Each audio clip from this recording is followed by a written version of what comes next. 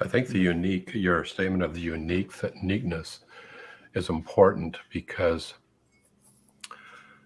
I have, it's been I don't know what to call it, philosophical perspective of mine that it came out of when John's disciples were leaving him to follow Jesus. And he said, a person can receive nothing unless the Father, how does he go? Unless the Father does it or gives it to that person.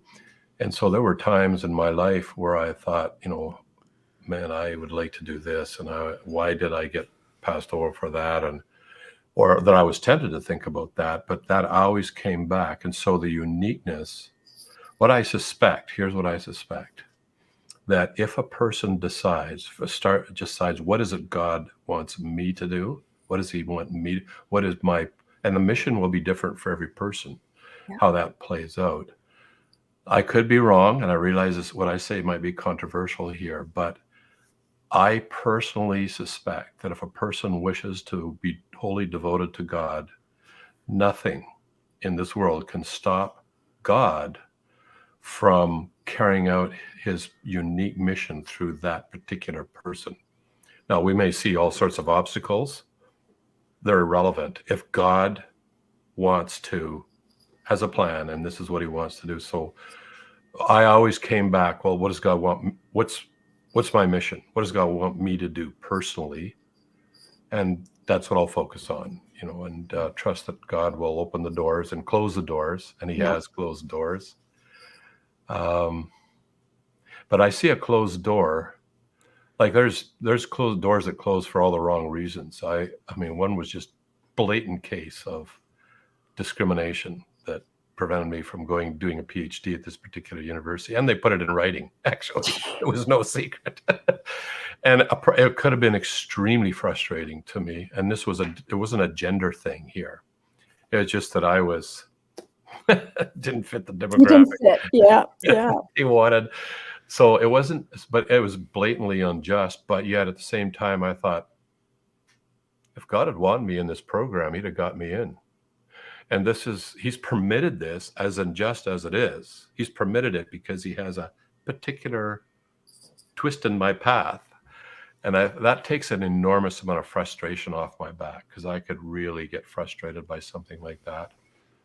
And that might be a part of it, to accept accept myself, or each one of us, for who we are with all our uniqueness, and not try and think that we should fit this or that. But just to say, God, what is it that you'd have me to do here? Here I am. And I know you'll open the doors and you'll close the doors and you'll direct me. Yeah. And that takes that, as I said, the frustration. It's easy for me to stay awake all night, just stewing over something that was unjust. And that's bad enough as it is. Even with what I just said, I still will do it, stewing over injustice, mostly from 2 a.m. till about 6 a.m. Oh, yeah. And I think that's it.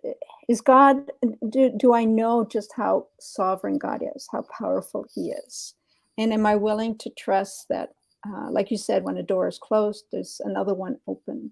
And I mean, I've been in ministry for 40 years, right?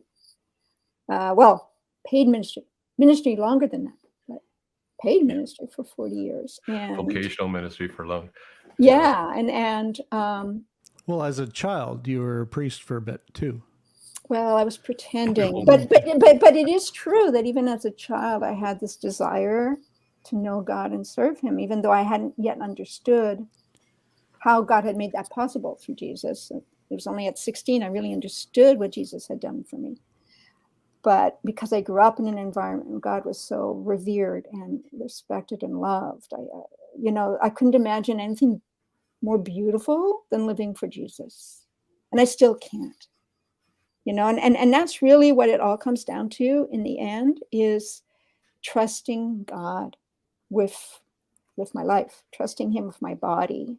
And there have been times when my body, and trusting God with my body, knowing that any suffering in this world is very temporary compared to eternity.